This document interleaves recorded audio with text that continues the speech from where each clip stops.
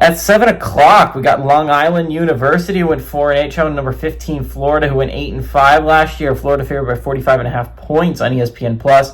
DJ Lagway, let's go, baby. Let's go, Gators. Oh, that's my team right there. He went 115 and 192, threw for 1,915 yards, 17 touchdowns, 9 interceptions.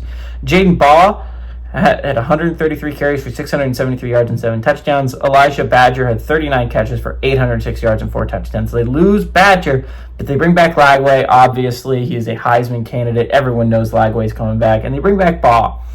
And Jaden Baugh is a really underappreciated running back in the SEC. He was really good at the end of last year, and he should only be better heading into this one.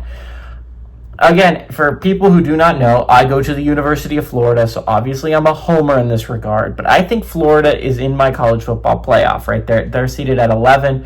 I think the Florida Gators, I think their schedule is really hard. I will not lie.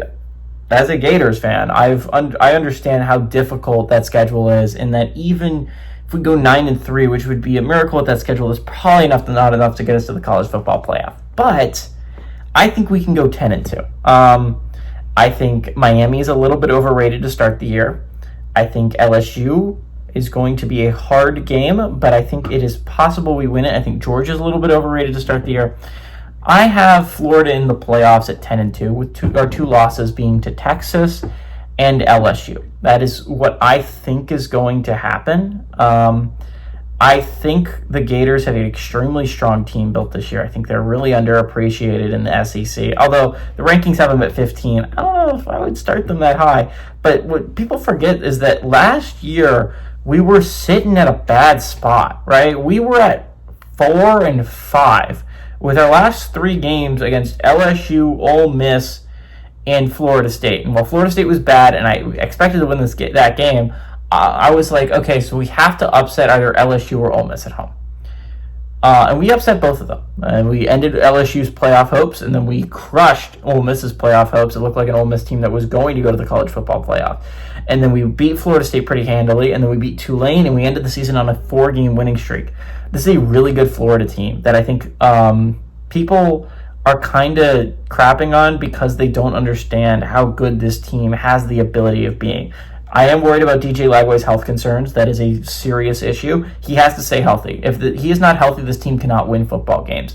Last year, we had the benefit of having Graham and DJ Lagway on the same team, where when Graham went down with his ACL tear, we still had Lagway to pick us up and keep us playing really well. We have less of that this year. Our backup quarterback does not suck by any stretch of the imagination, but last year we had 2 starting caliber quarterbacks.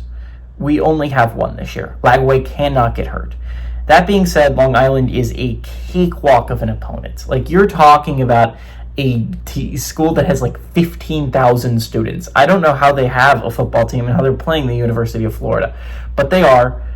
They have one, and they are playing the University of Florida, and the University of Florida is going to kick their butt. They're going to come into the swamp. They're going to get their asses handed to them. Give me the Gators to win and cover that 45.5 point spread.